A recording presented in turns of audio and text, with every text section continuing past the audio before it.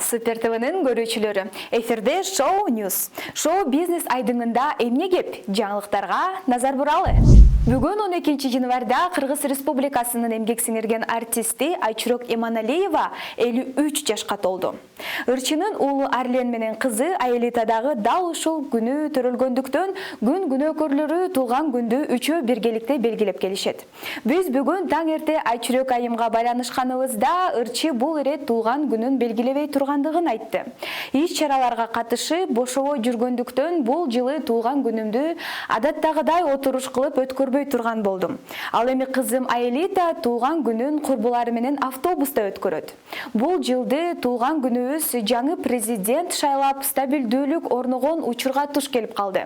Эне катары балдарымдын өнүккөн өлкөдө бактылуу турмушка ээ болуусун каалайм дейт Айчурок Эманалиева.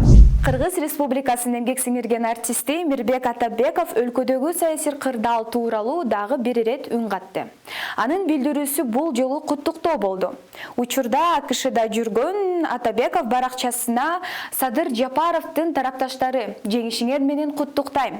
Элибиздин үмүтүн актаган президенттердин бири болсун деп жазган. Атабеков буга чейин дагы саясий кырдаалдарда өзүнүн жарандык позициясын билдирип келген.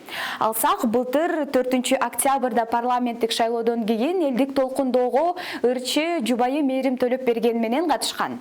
Ал эми мурунку жумада ким үгүт иштерине көп каражат коротсо, ошол утат болуш керек деген божомолун дагы жазып, коомчулуктун талкуусуна алынган. Дайыр Исмадияров жаңы жылда өзүнө өзү темир тулпар белек кылды. Тагыраагы ырчы Toyota Camry үлгүсүндөгү унаалуу болду. 15 жылдан бери рулда жүргөн ал жаңы алган унам канчанчы экенин деле билбейм дейт.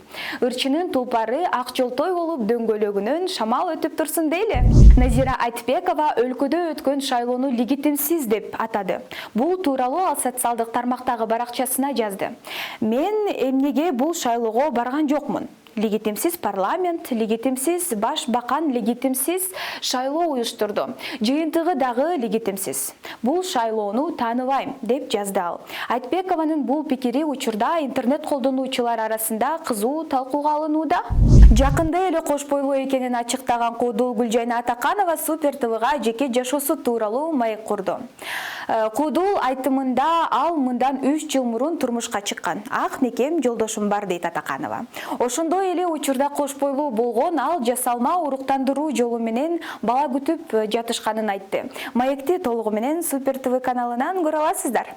Жакында эле түштүк жергесине оңолмок элек биз качан ортодо турса 3 бахан аталышындагы концерт коюп, бирок концерттин акыркы 2 күнү үзгүлтүккө учураганын айткан Куудул Абдылда Эманкулов Супер ТВга маек курду.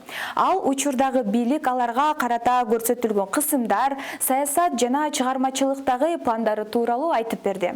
Маекти толугу менен Супер ТВ каналынан көрүңүздөр. Бүгүн 12 январда Кыргыз СССРнин эл артисти Болот Шамшиевдин акыркы жазган Каба Жо жүрөк кинороманынын бет ачар аземи болуп өттү.